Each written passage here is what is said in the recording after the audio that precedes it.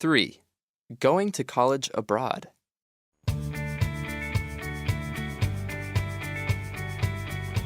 I'm Oliver Flowers. I studied law with French at the University of Birmingham.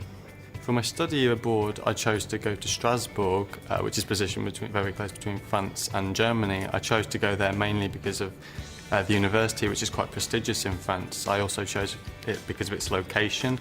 It's very close to Switzerland and Germany, and it's a great way to get around because I do love to travel.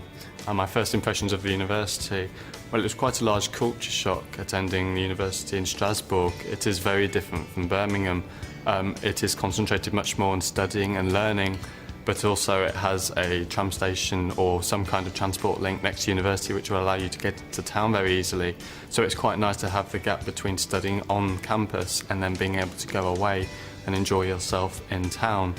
When I was going to leave from the UK to go to Strasbourg, I did feel quite apprehensive about going, quite nervous, but at the same time I was very anxious to get there and start enjoying the culture and what France had to offer.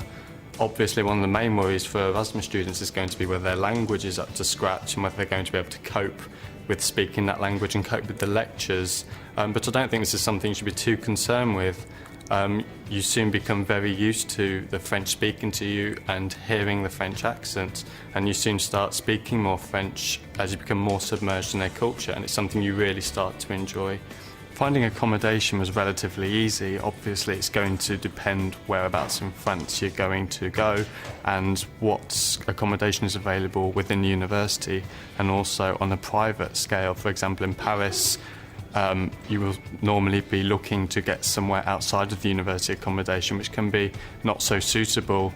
Whereas somewhere like Strasbourg, where I decided to go, there was excellent student accommodation which was linked to the university, and I simply applied for this online a few months before I left, and it was a very simple procedure, so when I arrived everything was waiting for me.